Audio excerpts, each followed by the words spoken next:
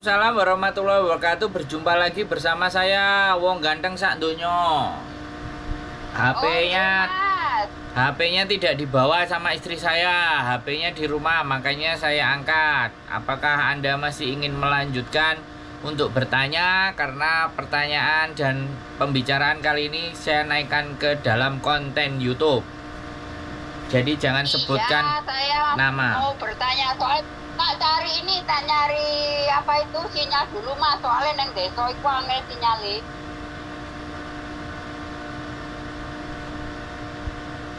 Halo? Halo. Ya ini sudah ada sinyal. Bagaimana Mbak? Saya bisa membantunya? Iya, saya kan ex Hongkong 12 tahun. Siap. Ini ada keinginan untuk kerja lagi. Kira-kira Mas Andrew bisa bantu lagi enggak? Bantu nyarikan majikan. Yang cari majikan nanti PT Mbak sama agent gimana? Tapi kalau proses, kalau kita proses bisa bantu. Oh gitu, yang nyariin kirain Masnya bisa nyariin majikan untuk saya. Saya nggak bisa, saya nggak mau janji. Kalau majikan saya punya banyak, tapi kembali lagi saya harus lewatkan agent, harus lewatkan PT semuanya karena prosedurnya negara begitu.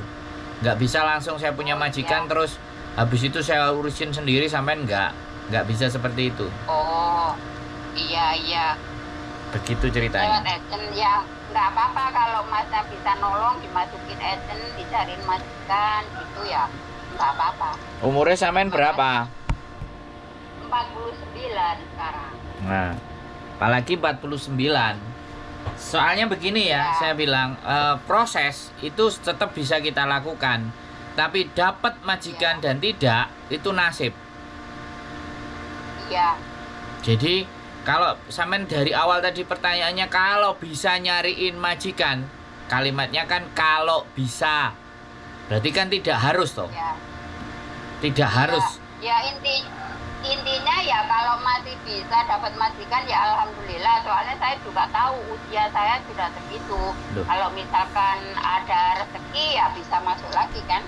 Kalau pertanyaan saya gini aja, kalau mau proses sama saya ya kan, sekali lagi saya akan jelaskan nanti sampean mau apa tidak itu terserah sampean. Kalau sampean bertanya saya mencarikan majikan, saya jamin majikan, saya jawab tidak bisa. Tapi kalau proses dan kita sama-sama mau, kita bisa berproses gitu loh. Tinggal nanti nasibnya sampean seperti apa.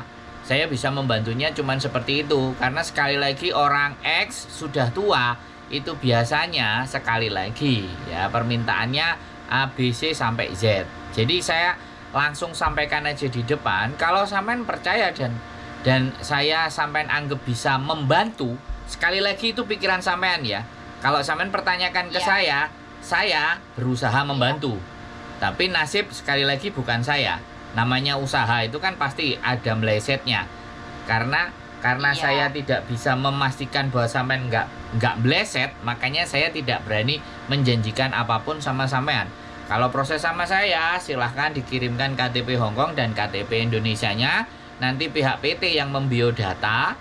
Setelah membiodata, kalau sampean cocok silakan lanjut. Kalau enggak ya sampean tinggal ngomong.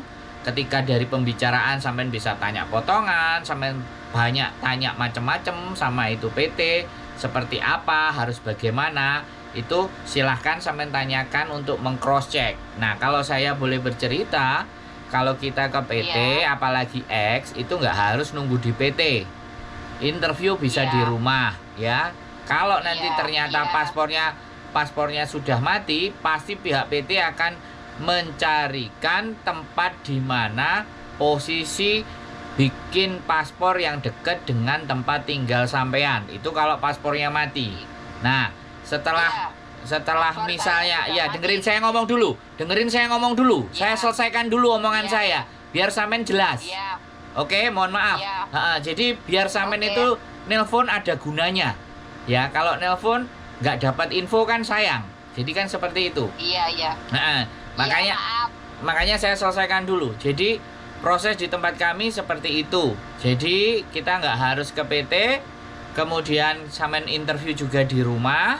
Nah, kalau sudah ternyata interview itu sampean cocok dan oke, nggak ada masalah, maka prosesnya akan dilanjutkan mulai dari paspor. Nah, setelah memang paspor selesai, pastinya paspor tidak akan ada ke tangan sampean dari imigrasi tadi, langsung dibawa sama orang PT, ya. Karena PT sudah pasti ada hubungan dengan kantor imigrasi pembuatan itu. Nah, setelah itu baru sampai diproses ke Hong Kong, diproses ke KJRI, habis itu ke imigrasi Hong Kong. Setelah dinyatakan waktunya sudah mulai tiba, sampean disuruh prepare untuk berangkat ke Bekasi atau ke Jakarta, karena PT kami ada di sana, ya. Sampean proses, kemudian PAP. Setelah pulang PAP, sampean menandatangani kontrak perjanjian. Nah, disitulah akan muncul berapa potongan sampean. Jadi tidak, sampean boleh tanyakan sejelas-jelasnya di depan. Kalau nggak cocok nggak apa-apa. Tapi sekali lagi ingat pesan saya, pada saat interview saya nggak mau kehilangan kesempatan. Dan saya tidak ingin sampai datang ke sini pekerjaannya tidak sesuai. Makanya pada saat interview sampean